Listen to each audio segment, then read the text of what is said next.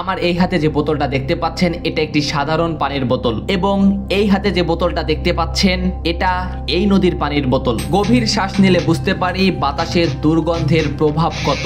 নদীর পাশে দাঁড়ালে দুর্গন্ধে আপনার নাক বন্ধ হয়ে আসবে, ত্বকে জ্বালা পোড়া শুরু করবে। আমরা এখানে একসাথে 3টি মাস্ক ব্যবহার করেছি। এই পানি ব্যবহার তো দূরের কথা, আপনি হাতও দিতে পারবেন না। আমার ক্যামেরাম্যান আমাকে চ্যালেঞ্জ দিয়েছে আমি কি 30 সেকেন্ড এখানে নাক না বন্ধ করে থাকতে পারবো। আমার চোখ জ্বলা শুরু করেছে। এখান থেকে চলুন, এখানে আর থাকতে পাচ্ছি না। আমি একটু এই পানি গালে নিয়ে দেখতে চাই এর স্বাদ আসলে কেমন। এত দুর্গন্ধ। হ্যালো সবাইকে, পৃথিবীর সবথেকে দূষিত নদীর একটিতে আপনাকে স্বাগতম। আপনি যেটা দেখতে চলেছেন তা আপনার কল্পনার বাইরে। মানুষ প্রকৃতির কত বড় ক্ষতি করতে পারে তার উৎকৃষ্ট উদাহরণ হচ্ছে এই নদী। দেখুন কতটা ময়লা। আমরা এই নদীর এক পাশে এসেছি এবং আমি যার উপর দাঁড়িয়ে আছি এটা সম্পূর্ণ একটি ময়লার স্তূপ। মনে হচ্ছে নদীটি তৈরি করা হয়েছে ময়লা এবং আবর্জনা ফেলার জন্য। নদীর পাড়ে এমন কোনো অংশ পাওয়া যাবে না যেখানে বজ্র বা ময়লা নেই। আমার ক্যামেরাম্যান আমাকে চ্যালেঞ্জ দিয়েছে আমি কি নাক না বন্ধ করে 30 সেকেন্ড এখানে থাকতে পারবো। এখানে দুর্গন্ধ অসম্ভব, খুবই খারাপ ঝাঁঝালো গন্ধ। আমি একেবারে শ্বাস নিতে পাচ্ছি না। মনে হচ্ছে দুর্গন্ধ আমার পেটের ভিতর ঢুকে যাচ্ছে। আমরা এই ভিডিও ধারণ করার সময় প্রত্যেকে 3টি করে মাস্ক ব্যবহার করছি, তারপরেও এই দুর্গন্ধ আমাদের পিছু ছাড়ছে না। আমি জানি না এর আশেপাশের মানুষ এখানে কিভাবে বেঁচে আছে, তারা এখানে কিভাবে কাজ করছে। তবে এখানে তারা অস্বাভাবিকভাবে নিজেদের মানিয়ে নিয়েছে, কিন্তু নতুনদের পক্ষে এটা সত্যি অসম্ভব। না চাইতেও এই চ্যালেঞ্জে আমাকে হারতে হয়েছে। আমরা নৌকা নিয়ে নদীর ওই পারে যেতে চাই এবং দেখতে চাই সেখানকার পরিবেশ কেমন। কাছ থেকে দেখুন পানি কতটা কালো, এই পানি পর্যন্ত পচে গেছে এবং দুর্গন্ধ বেরোচ্ছে।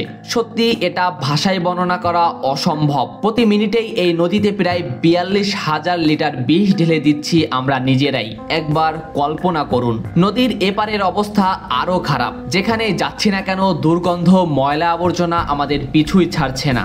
আমার এই হাতে যে বোতলটা দেখতে পাচ্ছেন এটা একটি সাধারণ পানির বোতল এবং এই হাতে যে বোতলটা দেখতে পাচ্ছেন এটা এই নদীর পানির বোতল। এই বোতলের পানির বিষাক্ততার পরিমাণ সাধারণ পানির চেয়েও কয়েকশো গুণ বেশি। এই পানিতে অক্সিজেনের মাত্রা নেই বললেও চলে। তাহলে একবার ভাবুন এই পানি কতটা বিষাক্ত। বিষাক্ত না বলে আপনি একে বিষও বলতে পারেন। চলুন নদীর পাড়ের রাস্তার পরিবেশ কেমন একটু দেখি। কখনো যদি ভুলেও এই রাস্তায় আপনি পদার্পণ করেন তাহলে আর দ্বিতীয়বারে স্বপ্নেও আসতে চাইবেন না। এখানে ময়লা ফেলার কোনো নির্দিষ্ট জায়গা নেই, সবাই রাস্তার উপরেই ময়লা ফেলে। এখানে চলাচল প্রায় অসম্ভব, কারণ যেখানে যাচ্ছি ময়লা কাদা গর্ত আর উপচে পড়া যানবাহন। মাত্র 4 থেকে 5 কদমের মতো জায়গাও এখানে ফাঁকা নেই। রাস্তার উপরে গর্তের প্রশস্ত এতই আমাদের সামনেই দুটো অটোরিকশা সেখানে উল্টে পড়ে গেছে, অনেক যাত্রী আহত হয়েছে। এইসব বজ্র এই নদীতেই ফেলা হয়। এখানকার জীবন বিশৃঙ্খল। এখানে আসলে অসম্ভব দুর্গন্ধে আপনার নাক বন্ধ হয়ে যাবে। নদীর পাশে গড়ে ওঠা বিভিন্ন মেশিন আর যানবাহনের তীব্র শব্দে আপনার কান বন্ধ হয়ে যাবে। আবর্জনা পোড়ানো আর ধুলোবালিতে আপনার চোখ জ্বলতে শুরু করবে। চলুন এই স্থান থেকে বের হয়ে যাই। আমরা এই দুর্গন্ধ আর সহ্য করতে পারছি না। এখানকার আশেপাশের মানুষগুলো সবচেয়ে বেশি বিপদে আছে এই নদীকে নিয়ে। আপনি যেটা দেখতে পাচ্ছেন নর্দমার দূষিত পানি সরাসরি নদীতে পড়ছে। প্রতিদিন গড়ে 6 কোটি লিটার বজ্র ফেলা হয় এই নদীতে, যার মধ্যে 50%-এর বেশি আসে গৃহস্থলী থেকে, 25% শিল্প কারখানা, বাকি অংশ প্লাস্টিক, তেল ও নৌযানের ময়লা।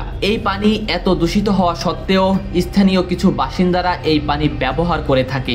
অনেকে তাদের নিত্য প্রয়োজনে এই পানি দিয়ে গোসলও করে। নদীর এই অংশে আসতে পেরে নিজেদের ভাগ্যবান বলে মনে হচ্ছে, কারণ এই অংশের পানি অন্য অংশের থেকে কিছুটা পরিষ্কার। তবে নদীর পাড়ে বস্তাভর্তি ময়লা এনে রেখে দেওয়া হয়েছে, হয়তোবা এগুলোকে নদীতে ফেলে দেওয়া হবে।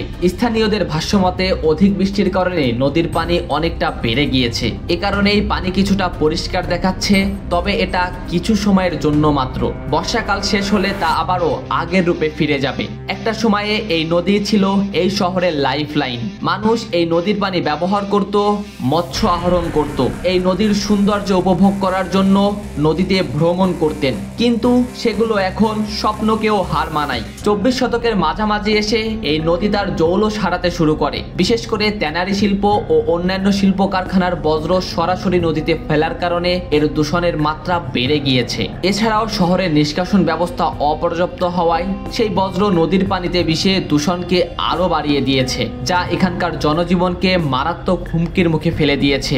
মানুষ প্রতিনিয়তই অসুস্থ হয়ে পড়ছে এবং নতুন নতুন রোগের সৃষ্টি হচ্ছে। তবে বিশেষজ্ঞরা দাবি করছে এই নদীকে আবারও স্বাভাবিক পর্যায়ে ফিরিয়ে আনা সম্ভব। এরই মধ্যে দেশের সরকার ও স্থানীয় প্রশাসন নদীর অবৈধ স্থাপনা উচ্ছেদ, বজ্র ব্যবস্থা, শিল্প কারখানার দূষণ নিয়ন্ত্রণ, নদী খনন, জনসচেতনমূলক কার্যক্রম ও আইন প্রয়োগের মতো বিষয়গুলো হাতে নিলেও যথাযথ ব্যবস্থা নেওয়া হচ্ছে না। প্রকৃতির পানি বাতাস রক্ষা করা মানে আমাদের নিজেদের রক্ষা করা, আর এটি করার সর্বোত্তম উপায় হলো সচেতনতা। আমরা প্রকৃতিকে রক্ষা করি, প্রকৃতি আমাদের উজাড় করে দিবে। আশা করি ভিডিওটি আপনাদের ভালো লেগেছে এবং নতুন কিছু জানতে পেরেছেন। আমাদের সাথে থাকতে চাইলে আমাদের চ্যানেলটি সাবস্ক্রাইব করে আমাদের সাথেই থাকুন। আপনি কি পৃথিবীর সবথেকে সস্তা হোটেল সম্পর্কে জানেন? অথবা এমন কুমির যে মানুষের কথা শোনে? ঐতিহ্যবাহী ষাটগম্বুজের গোপন সুড়ঙ্গ সম্পর্কে কি ধারণা আছে? আমরা অলরেডি এইসব ভিডিও এই চ্যানেলেই আপলোড করে দিয়েছি। আমাদের ভিডিওগুলোতে আমরা সব বিষয়ে বিশদভাবে তুলে ধরি, ঘটনাস্থানে গিয়ে সেখানে সবকিছু যাচাই করি। এ কারণে আমাদের সময় কিছুটা বেশি প্রয়োজন হয়। আশা করি বিষয়গুলো ক্ষমা সুন্দর দৃষ্টিতে দেখবেন। ধন্যবাদ সবাইকে।